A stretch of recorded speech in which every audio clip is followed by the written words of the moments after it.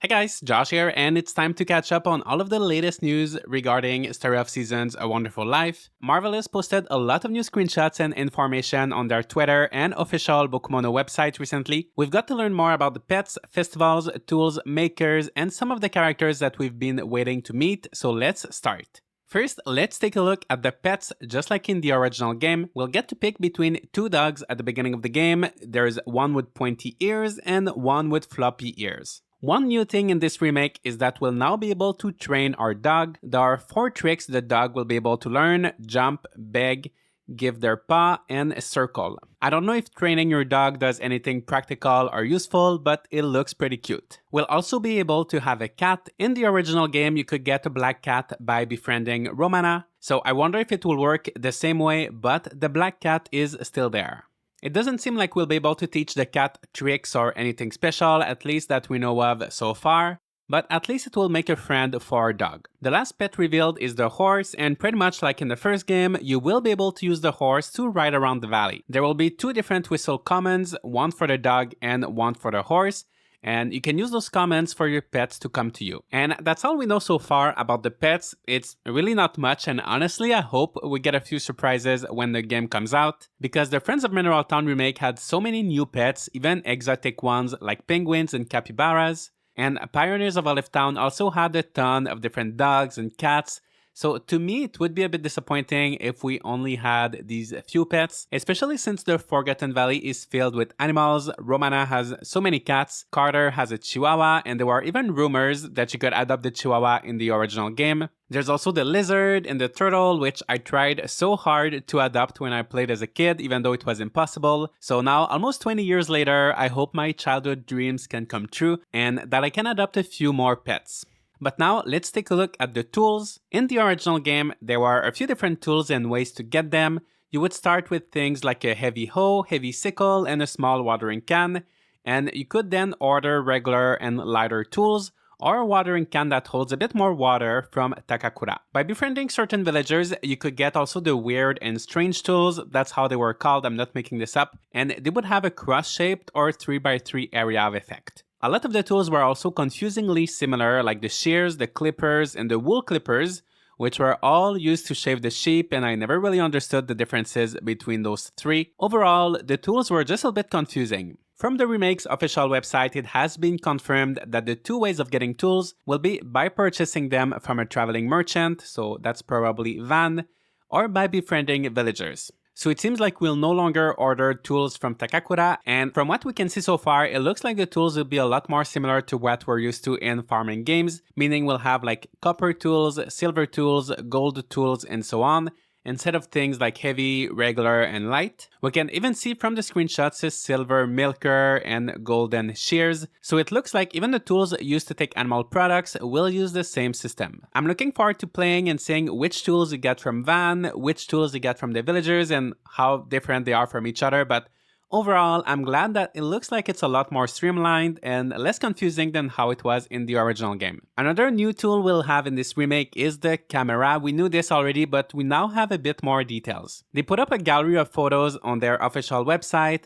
All of those photos were taken with the camera tool. These are all really cute, and on one of them we can even see the lizard I was talking about earlier. There was a camera in Story of Seasons Pioneers of Olive Town, so this is not completely new for a fan of the series, but it looks like they improved the mechanics a little bit. First, we'll now have access to a self-timer option so your character can appear in the photos. We'll also be able to save up to 25 photos, which is more than the 10 photos we could have in Olive Town.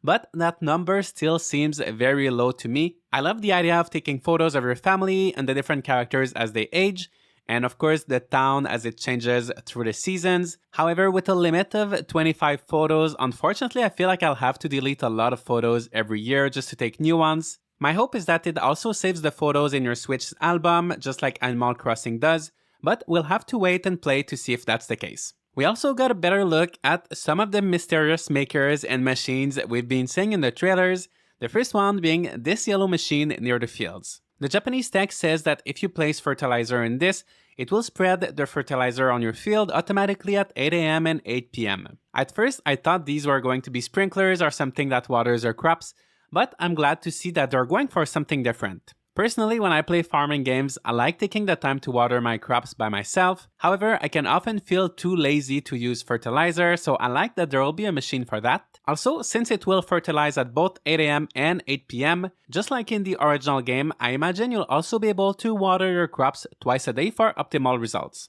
And in order to make fertilizer, we have this green machine here. There's no official description yet for this one, but from the screenshot, you can see that the player is putting what looks like a failed dish in the machine. So I'm guessing you'll be able to put any kind of food in there, wait for a bit, and in return, you would get fertilizer. I was not aware of this until I did some research for this video, but it turns out that there actually was a fertilizer maker in the special edition of this game for the PlayStation 2. So this is not completely new to this game, but I'm glad to see it's there. The last machine we got to see is the seed maker. This one was in all of the previous versions of the game, and to be honest, I don't remember how it worked in full details, but here it looks like you'll be able to place multiple fruits and vegetables at the same time, and if you go over them with your cursor, you can see how many hours are left before the seeds are ready, which is a pretty convenient quality of life feature, and I like that you can put multiple types of crops at once in the machine, instead of just one at a time. So that's pretty much it for all of the makers. Next, we have some more details about the festivals. Each season, there will be one festival, and while you will go alone in the first year, later on, your family will participate as well, and that was not always the case in the original game, so that's one of the additions. But for the most part, the festivals will be pretty similar to what they were in the original game. In spring, there will be the New Year celebration, and it will be taking place in front of Romana's mansion this time instead of inside. In summer, we'll have the Fireworks Festival, which will be a bit different from Gustafa's little concert that was in the original game, as it will be on the beach and focusing on the fireworks instead of music. In autumn, we will have the Harvest Festival, which is now taking place outside of the Bluebird instead of inside, and the description suggests that we'll have to bring our favorite ingredient to contribute to the hot pot. I don't know if that will be an actual gameplay mechanic and if you really have to bring something or not, but it does look a bit more exciting than the Harvest Festival of the original game. And in winter, we'll have the Starry Night Festival, where you can enjoy a nice date under the stars. These changes are all pretty subtle. Honestly, I was hoping for more brand new festivals like horse races or other festivals where you actually get to do something rather than just watching some events. But at least it looks like they put some more effort into making them look a bit special. For example, all the decorations for New Year and at the Harvest Festival. Also, your family members will be there, and hopefully the new dialogue every year will be interesting enough to make the festivals worth it. And lastly, let's take a look at two characters that were recently revealed, Daryl and Carter. Daryl is one of the characters I was the most worried that he was going to be too different from his original design, but it turns out he didn't change too much. If you're not familiar with the original game, Daryl is kind of a mad scientist. He's a bit creepy, not only because of his appearance, but he's often spying on people or trying to do some weird experiments on your farm. But he's one of the most iconic and memorable characters of this game, I would say, so I'm glad to see that he stayed true to who he was. There are still a few differences, like his hair has this weird shape that is very exaggerated, whereas in the original game it looked more like just naturally messy hair. His eyebrows are also lightning shaped, so I would say he looks more cartoony than before. But at least the original essence of the character is still there. The other character we got to see is Carter, and this one is also pretty similar but with a few changes. First, I think he might be a bit bigger, or at least in the original game all characters were kind of short and wide, but with this new art style I think it makes it a bit easier to notice that Carter has kind of a slightly bigger build than the other villagers. Like other characters, he also got a few changes to make him look maybe a bit less dated. His hair is a bit shorter at the back, and he no longer has the two cords that were holding his glasses. Other than that, he's not much different, and I hope they decide to keep his thing he was doing. I never really knew what that was, but he used to just stand there with his arms in the air. He was doing this the whole day, and that was just pretty cute, so I really hope they keep that. But that's pretty much it for what we learned recently about Story of Seasons A Wonderful Life. Is there anything in particular that makes you excited or maybe disappointed? For me, I'm really happy to hear about the machine that will put fertilizer automatically and seeing a bit more of the camera, but I wish we had a wider selection of pets and festivals compared to the original game. In the next month, leading to the Japanese release of the game, we can expect more information. There are currently 5 topics that need to be updated on the official website. One is for the makers and facilities, which should be updated with details pretty soon, since they already started posting about those on Twitter. Then there are the hybrids, where we'll learn more about tartan. Then there's the dairy farm equipment, like the mayonnaise, cheese, and butter makers. And then the character customization and the minigames. So let me know what you're looking forward to the most.